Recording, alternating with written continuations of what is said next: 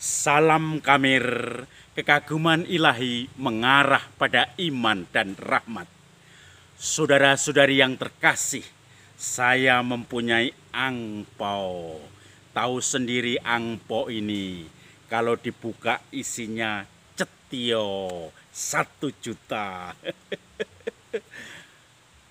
Kalau ada aduh, angponya bikin bersin. Ada uang abang sayang, tidak ada uang abang tidak sayang. Sayang pun melayang. Saudara-saudari yang terkasih, bagaimana uang menentukan segalanya. Injil hari ini pun kembali seperti yang kemarin. Yudas Iskariot menjual Yesus dengan 20 uang perak, keping uang perak. Ketika sedang perjamuan malam terakhir, Yesus mengatakan, "Aku akan pergi dan kamu semua akan sendiri." Lalu Yesus mengatakan, "Ada orang di antaramu yang akan mengkhianatiku. Adalah lebih baik memang anak manusia harus mengikuti jalan itu. Tetapi orang yang menyerahkan anak manusia sampai ke situ, orang itu jahat. Lebih baik dia tidak lahir ke dunia."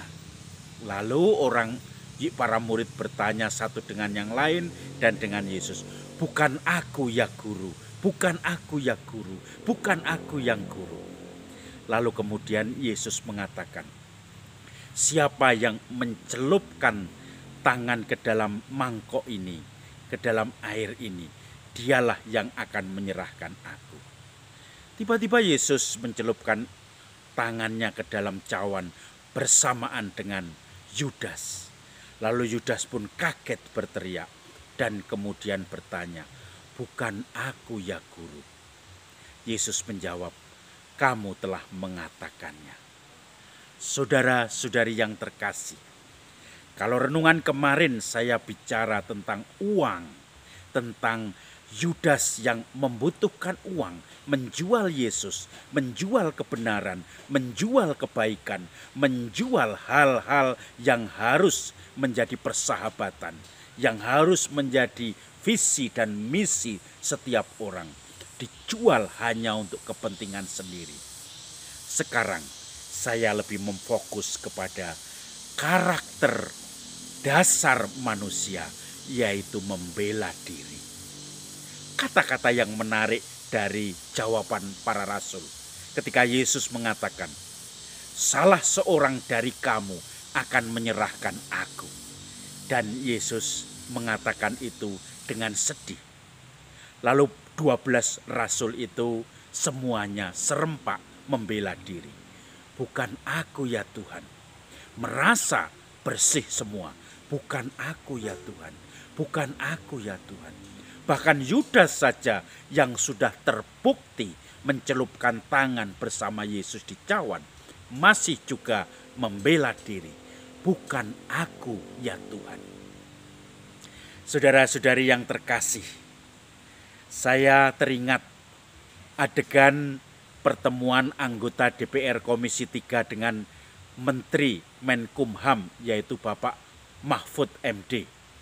Bagaimana dalam pertemuan itu 8 jam dan terjadi interupsi yang seperti guruh, seperti hujan. Semuanya interupsi berbarengan. Dan banyak interupsi-interupsi itu yang hanya ingin membela diri. Kalau disebut DPR sebetulnya memfokus pada pernyataan 300 triliun yang hilang atau yang kelihatannya tidak beres transaksi di bawah Kementerian Keuangan.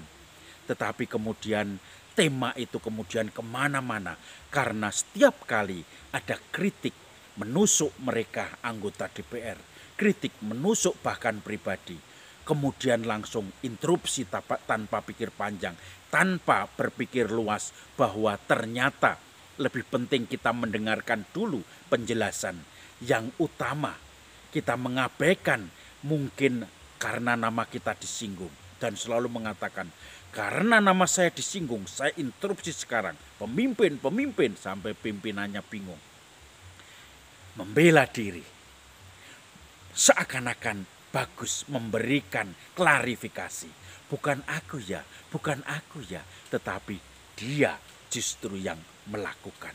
Bahkan ketika sudah terbukti dalam mencuci tangan bersama Yesus, mencelupkan tangannya ke dalam cawan, masih Yudas mengatakan, bukan aku ya Tuhan. Saudara-saudari, kita sering cuci tangan walaupun sudah terbukti kita mengatakan, bukan aku.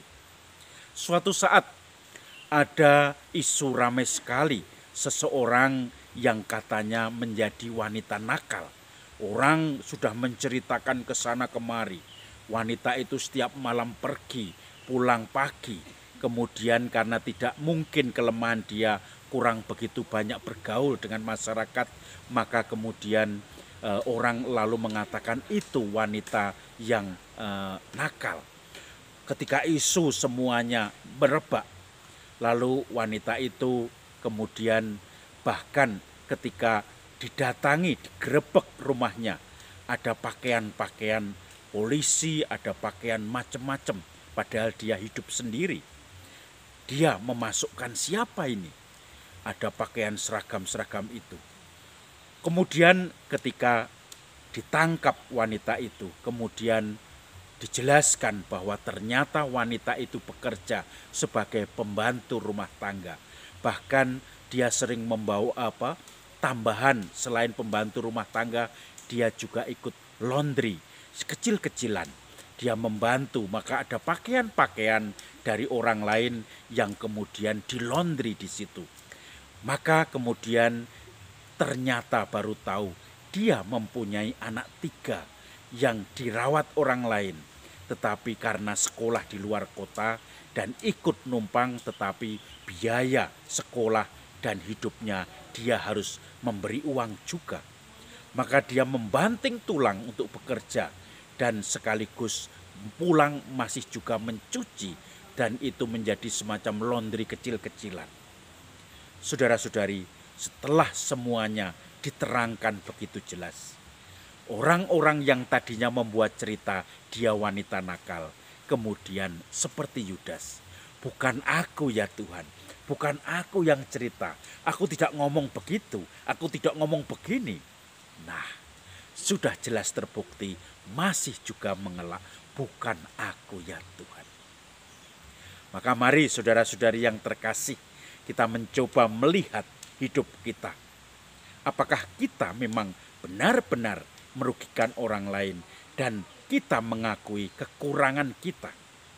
Seperti janda yang tidak bisa berdoa seperti dengan orang Farisi.